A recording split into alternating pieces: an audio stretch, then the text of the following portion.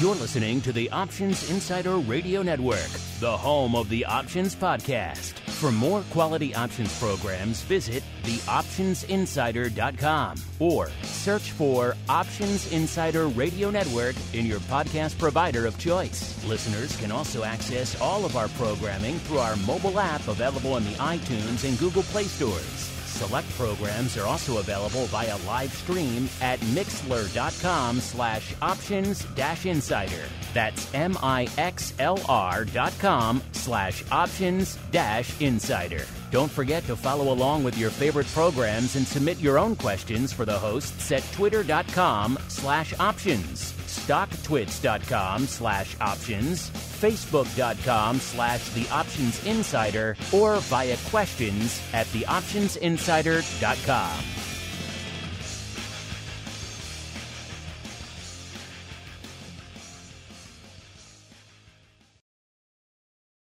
Welcome to the Options Playbook, the program where we break down cutting-edge option strategies and explain how you can incorporate them into your own portfolio. Whether you're looking to grow your capital with some offensive maneuvers or protect your investments with defensive plays, you can find them all in the Options Playbook. The Options Playbook is brought to you by Ally Invest. Anything mentioned today is for educational purposes and is not a recommendation or advice. Options involve risk. Please refer to ally.com/invest/disclosures to review additional risks involved with trading options. Securities offered through Ally Invest Securities LLC, member FINRA and SIPC. Now, let's open the playbook and get started. Welcome to Options Playbook Radio. I'm your host, Brian Overby, Ally Invest Senior Options Analyst and author of the Options Playbook. We are taping Options Playbook Radio. It's Wednesday, October 6th. The markets are open and they are rocking and rolling.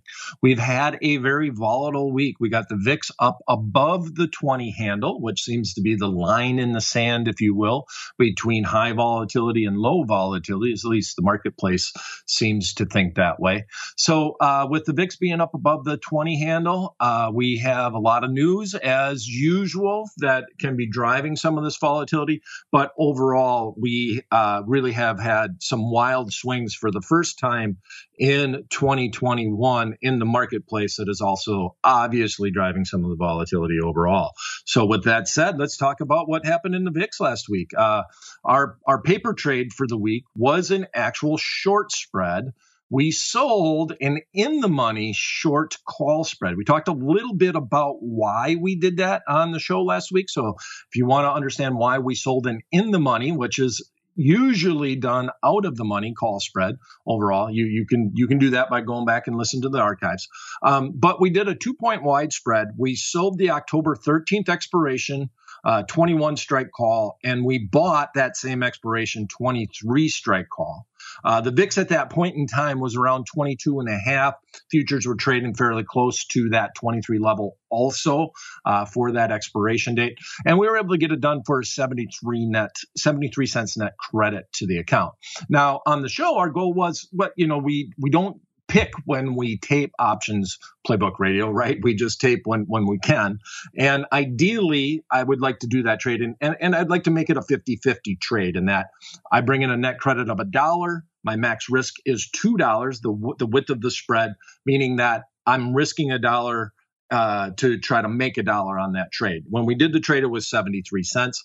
VIX has not came off. We got a week till that expiration date. And we did this it was a little bit intentional on my part to go a little bit further out so that we could have something to talk about here on Options Playbook Radio with the VIX. I've been getting a lot of questions. Our clients have been asking a lot of questions about it because when people see high volatility, they want to run to the VIX product because almost everybody knows that high volatility eventually has to go away. But trying to get when eventually is the key situation here.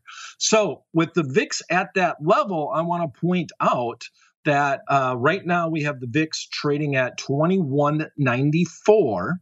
And I'm just going to pull up a quote on it. We're just going to leave it at that. And that if we pull up a quote, we see that this same spread that we talked about as a paper trade last week is trading basically at the same price as it was last week. Now, my moral to the story is eventually the VIX option contracts, which track the futures contracts that expires on that expiration date, will morph into the actual VIX index. Now, this is a futures concept, but the VIX is considered the spot. And at expiration of the futures contracts, it basically has to become the VIX index. Okay.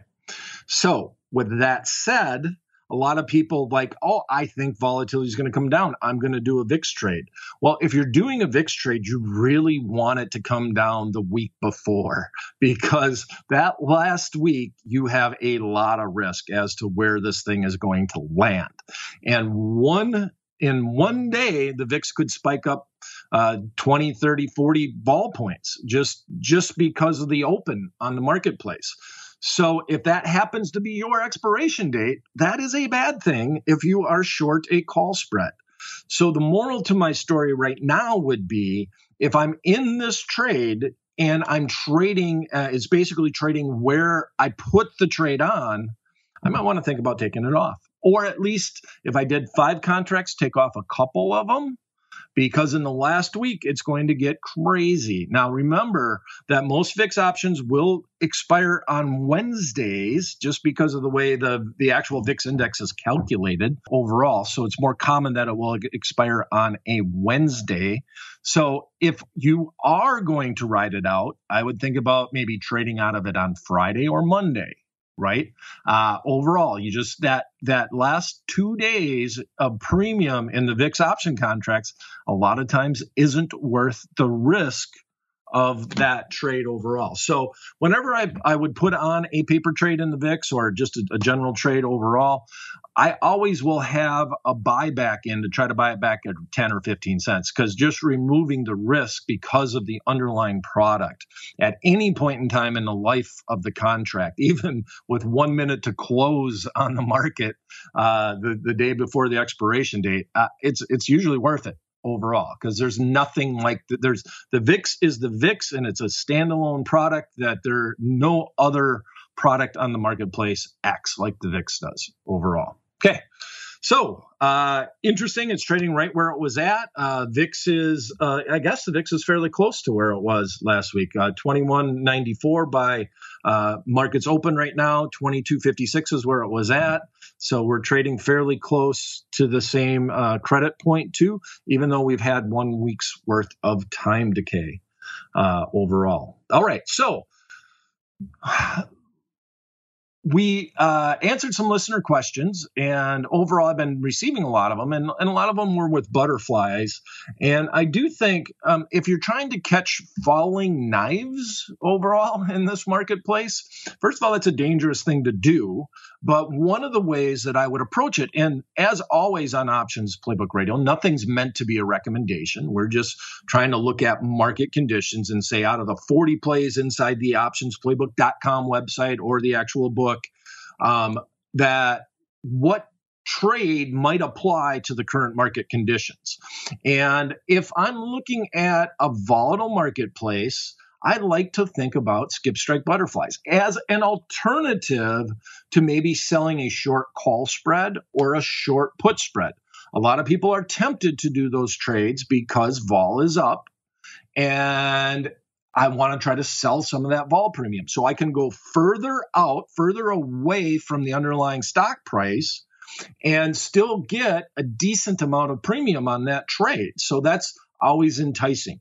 So if you are a short spread trader on the call side or on the put side, an alternative, like a lot of people don't think about this, they think about a skip strike butterfly as an alternative to a butterfly.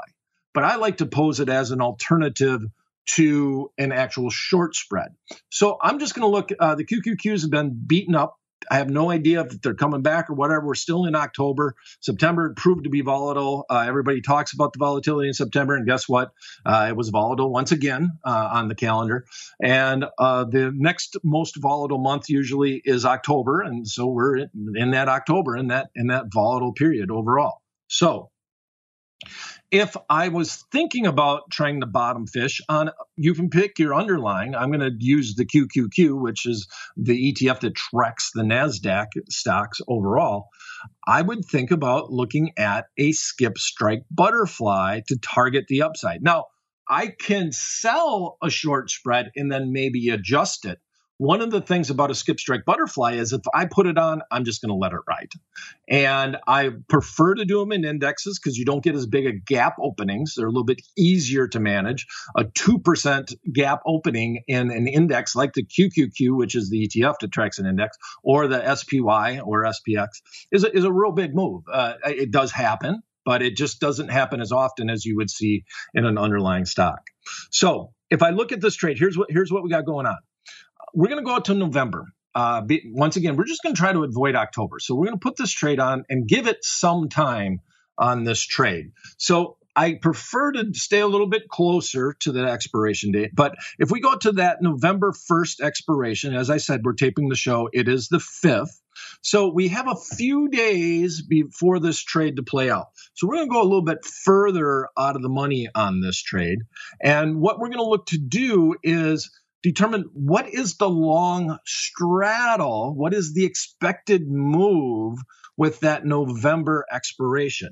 So when I look at the expected move on the QQQ, right now the most at-the-money option contract with the QQQ trading around, we'll call it 358. As I said, the market's moving.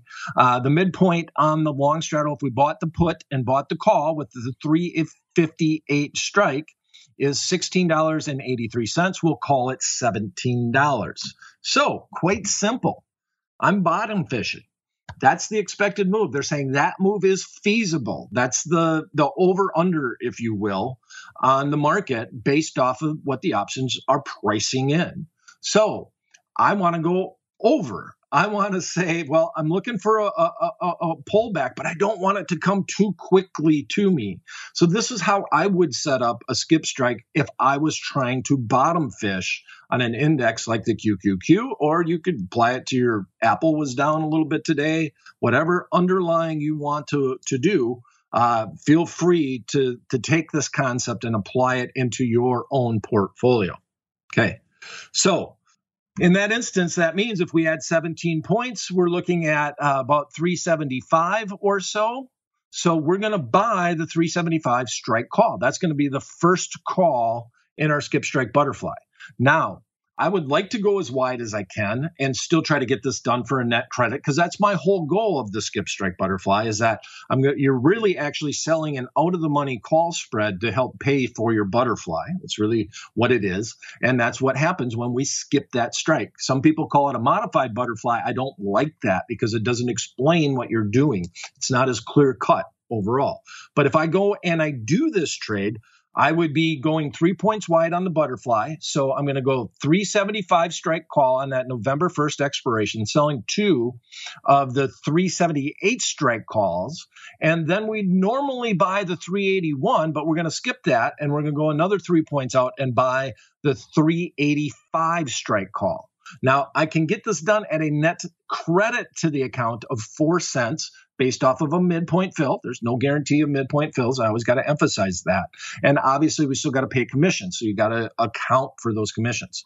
So this is just literally a lottery ticket that you're looking at here. You're hoping the market comes back. You're going to hope that it goes through. I'm not going to tie up a lot of capital. I do have 3 points of risk. If it comes roaring back and it blows through my short strike, in this scenario, the 378 strike call is my short strike. Well, then I have some risk on this trade overall. Or if it just moves too fast against me, I could have a little bit of risk on this trade. But the maximum risk is 3 points or $300 at the expiration of these option contracts. So I do have a little bit of a margin requirement. I'm going to have to put up that risk capital to put this trade on overall. And at some brokerage firms, they might make you take the whole $6 out. Every once in a while, you'll see brokerage firms that will do that, which is the actual short spread overall. They won't give credit to the butterfly in general. I just want to keep that in mind. That's just a FYI. But if I'm putting this trade on, my risk is going to be $3. So I put it on for a net credit of 4 cents. I watch it periodically. I set alerts on the QQQ. If we are up 5 points, I want to know. We're up 10 points, I want to know. We get up 15 points. Now the trade gets interesting overall. And we would just like it to land somewhere within a 6-point range. Now, as we get closer to expiration, you want to be correct closer to the expiration on your butterflies than not. And here's the main reason why. Is you want that market to come towards that 378 strike. That's a sold option contract. You need time decay. You need to close out that position. And at the money options have the most time premium. So in order to close it out at the lowest priced overall, you need some time decay or you need some decrease in implied volatility to try to help you out with this trade. So if I'm doing this trade, I'm not looking for a home run. If I can get 50 cents, if I can get $1 on this trade, I'm not risking a ton, but that's the way that I'm going to approach it. Much the same way that I would approach a short call spread, right? If I'm doing a 2-point wide short call spread and I'm out of the money, it's very common that I would do that for a quarter or maybe 50 cents overall. So treat this trade as an alternative to a short call spread as opposed to an alternative to a butterfly. That would be the moral to the story. All right, and that's going to be it for this episode of Options Playbook Radio. If you have a topic you'd like us to discuss on the show or a question you'd like us to answer on the program, you send them directly to me at theoptionsguy@invest.ally.com. You want to know more about what we're doing over at Ally, please follow me on Twitter. My handle's @BrianOverby. We have a big event coming up in November, a huge digital conference. It's going to be on November 3rd, all day long via the Ally Invest YouTube channel. Thanks for listening. We'll be back at the same time, same place next week. Until then, may all the options you bought finish in the money and all the ones you sold finish out. The Options Playbook is brought to you by Ally Invest. Anything mentioned today is for educational purposes and is not a recommendation or advice. Options involve risk. Please refer to ally.com/invest/disclosures to review additional risks involved with trading options. Securities offered through Ally Invest Securities, LLC, member FINRA and SIPC. You're listening to the Options Insider Radio Network, the home of the Options Podcast. For more quality options programs, visit theoptionsinsider.com or search for Options Insider Radio Network in your podcast provider of choice. Listeners can also access all of our programming through our mobile app available in the iTunes and Google Play stores. Select programs are also available via live stream at mixlr.com/options-insider. That's mixlr.com/options-insider. Don't forget to follow along with your favorite programs and submit your own questions for the hosts at twitter.com/options, stocktwits.com/options, facebook.com/theoptionsinsider, or via questions@theoptionsinsider.com.